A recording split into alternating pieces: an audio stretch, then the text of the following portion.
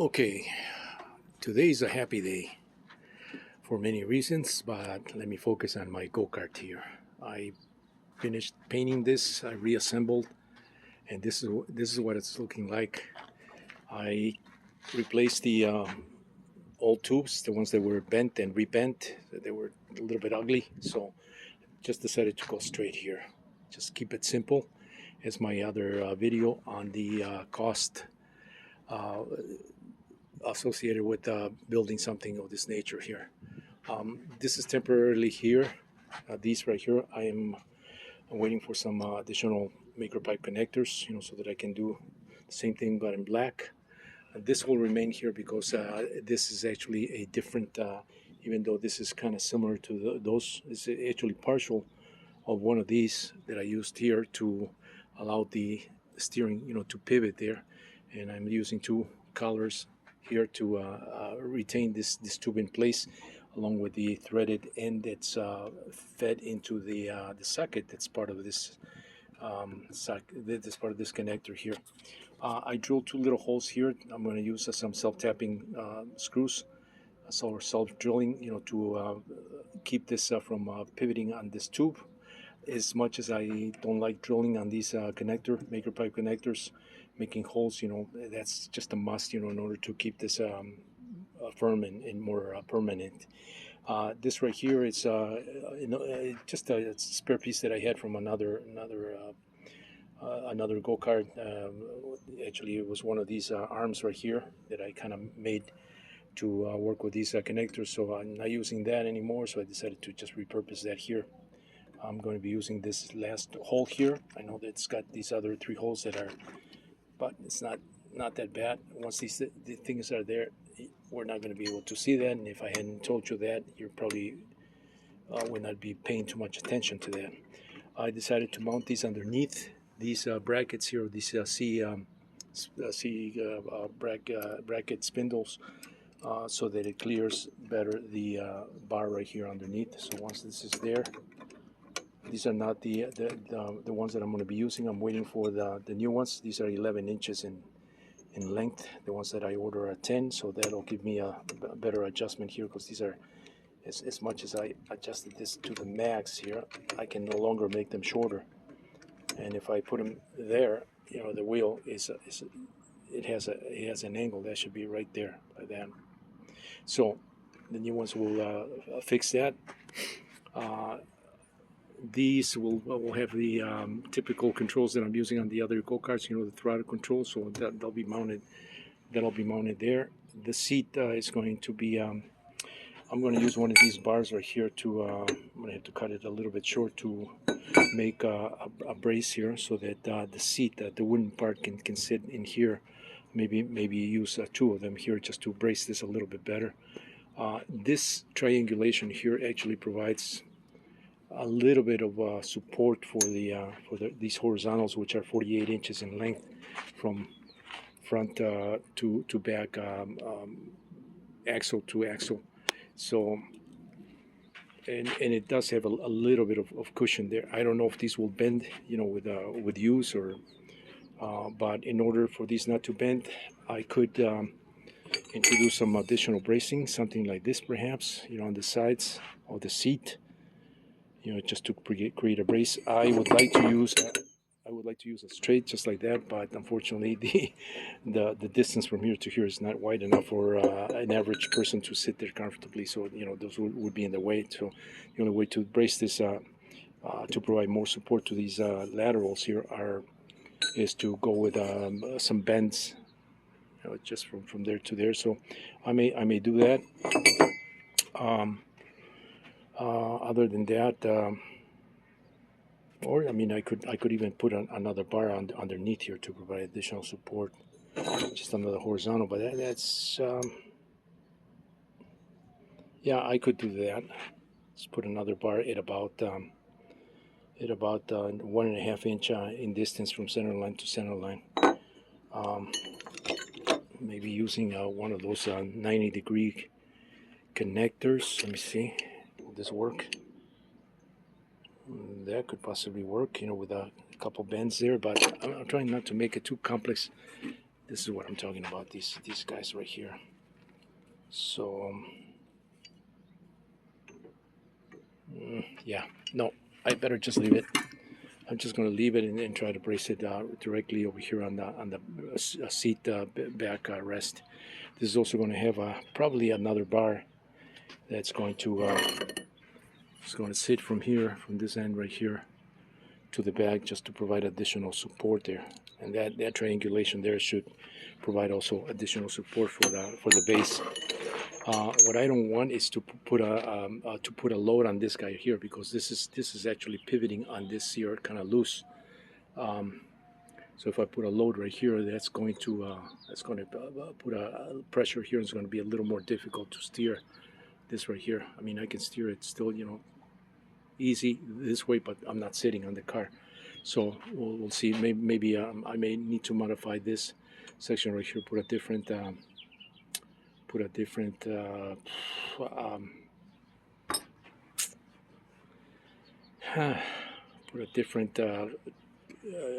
coupler or support here, so that I can also steer, and it also provides support, triangulation to the frame. But I'm just going to leave it for the time being that way. It's looking really well.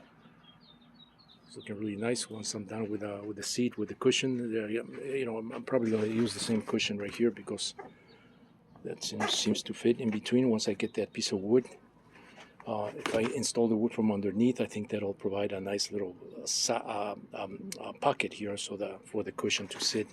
Same thing in the back. I could just do it with plastic, even. This PVC plastic. Just go underneath and clamp it from the bottom.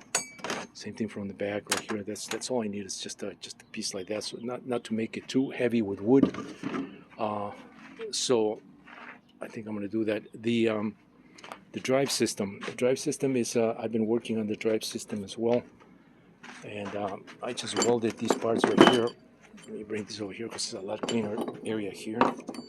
So I welded these. These are actually couplers for EMT tubing.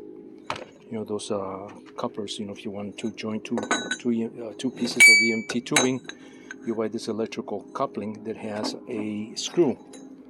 That screw is part of that coupler right there. So this part right here that I welded to these L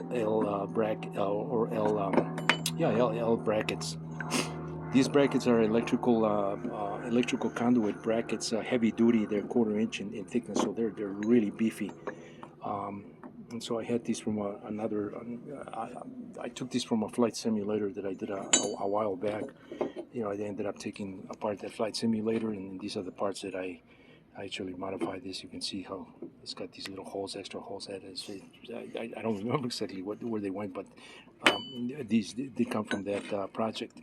So I decided to repurpose these. I have to drill these 4 holes here in order to put the blocks, the support blocks for the wheels. Something similar to these guys right here. Yeah, it's got those support blocks right there. Although this is another setup here.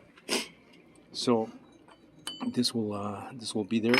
I'm thinking of threading these, to take those bolts that these motors come with, and all I would have to do is just put the wheel there with the axle right there, and just clamp it with this part right here, and I'm set to go here. This the intention with this was to go with a bar like this. Remove this bar, put a same length bar, but except that bar would have to be welded to these parts, and so that was the intention here. That's my intent.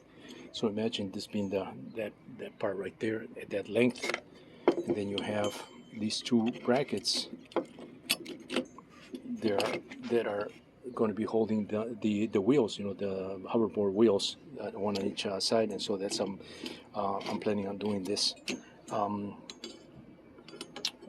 Yeah, hopefully this will hold, because these couplers right here, as I was saying, this coupler is actually one piece that has a center stop, and so I ended up cutting it in the center, just with a I just took one of these guys here, and I sliced that coupler.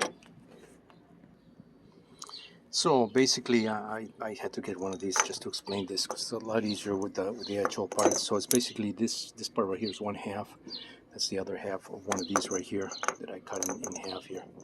So I welded that, and this, this is for, like I said, 3/4 EMT tubing. So I think that's going to work really well. I mean, I don't plan on using that screw because this is going to be welded here. There are some cautions, when you weld galvanized tubing. For anybody that's is not aware of that, I would urge you to look into the, cautions. There's anytime you do welding, there's a certain risk involved. With in breathing this stuff. If this stuff gets in your lungs, that's not good. So, but I protect myself. I wear a respirator underneath my mask, and I also do this outdoor. In this area right here that you're seeing.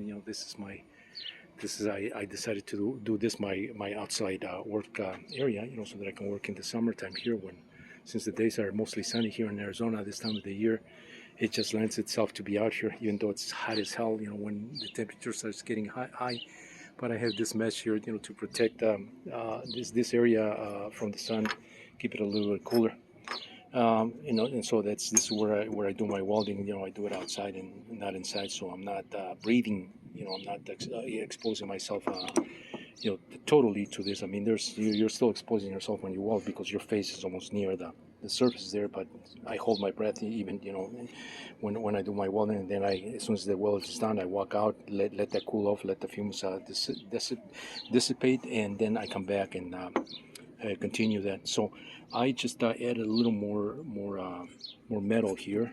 As you can see, it's a little rough right here, but I'm going to take my grinder and just kind of round this, smooth this area out before I paint these. But I also have to drill these, so it'll accept the motors on each side. In this bar, I'll just have to cut another piece, 24 inches, so it'll give me the same distance as this one here. This one's just a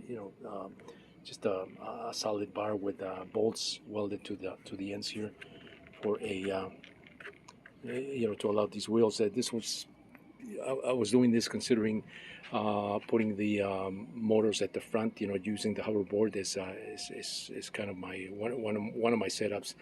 But I decided to just put a regular steering here, and since I did that, I decided to just go with the drive system as my other go-karts individually by putting a wheel, hoverboard. Yeah, it's a motor wheel on each end, and then just going with separate speed controls. Those electric bike controllers makes things really simple, keeps things really a lot easier. You don't have to go into firmware and change the electronics of the hoverboards. So that's where I'm at right now. I think this is looking pretty cool. I am going to just let this sit here for a while and let it cure a little more, because the paint will scratch easily if it's not fully cured. So it's been like through a couple of days on some of these parts, a few days on some other ones, but I'm just going to let it sit here and let the heat slowly cure these the red here. Okay, Mario once again with MI Microflight, and next video I'll probably have this completed. Stay tuned for more.